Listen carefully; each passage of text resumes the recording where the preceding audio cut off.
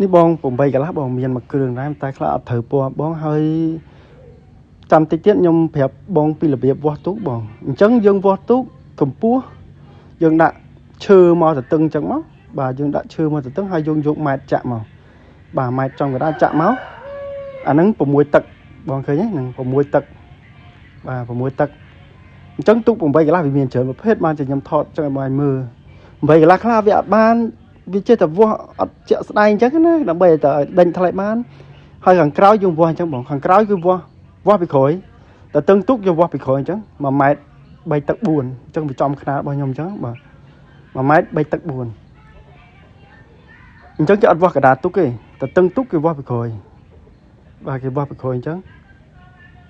ដាក់អញ្ចឹងមកវាស់ពីក្រោយមកអានោះ1ម៉ែត្រ3ទឹក4ដូចខ្នាតដែលបងកំងហ្នឹងបាទអញ្ចឹងខ្ញុំវាស់ឲ្យវាស់ទៀតដើម្បីបញ្ជាក់ហើយបដ ாய் ពាក់ព័ន្ធបដ ாய்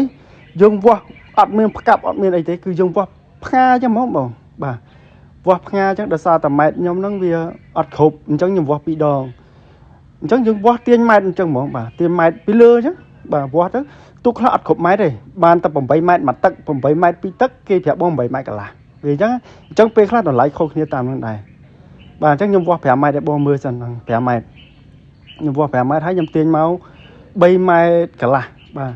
អញ្ចឹងវាទាំងអស់វា8ម៉ែត្រកន្លះបាទហ្នឹងបើឃើញ8ម៉ែត្រកន្លះវាស់ពីលើអញ្ចឹងហ្មងបងនឹងអត់មានទៅទាញទៅក្រោមអីទេចំ8ម៉ែត្រកន្លះពេញហ្មងឃើញទេបាទ8ម៉ែត្រកន្លះពេញហ្នឹងហើយ8ម៉ែត្រកន្លះឃើញទេបាទ